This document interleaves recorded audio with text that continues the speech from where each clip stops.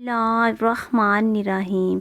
अस्सलाम वालेकुम नाज़रीन, आइए आज हम आपको अच्छे अखलाक के फ़ायदे बताते हैं।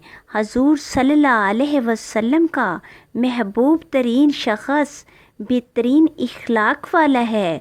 हज़रत अब्दुल्ला इब्ने उमर से रवायत है कि रसूलुल्लाह सल्लल्लाहु अलैहि वसल्लम ने फरमाया, मुझे तुम में सबसे ज़्यादा प्यारा वो है जो तुम में सबसे अच्छे इखलाक वाला है। आप सल्लल्लाहु अलैहि वसल्लम ने फरमाया, मुसलमानों में कामिल ईमान उसका है जिसका इखलाक सबसे अच्छा है।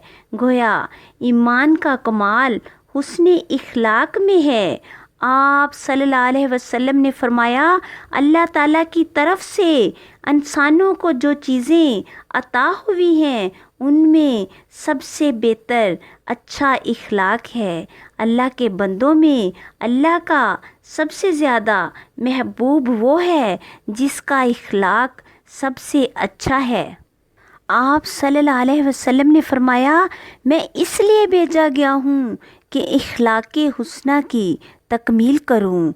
आप सल्लल्लाहु अलैहि वसल्लम के अहद में दो औरतों का ज़िक्र आपके सामने किया गया।